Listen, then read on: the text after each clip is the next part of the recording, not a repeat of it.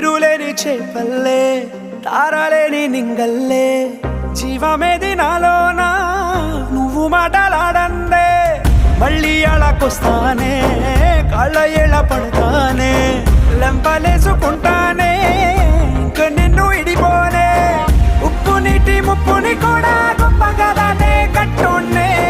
నీ కంటి నీటికి మాత్రం కొట్టుకుపోతానే నీకోసం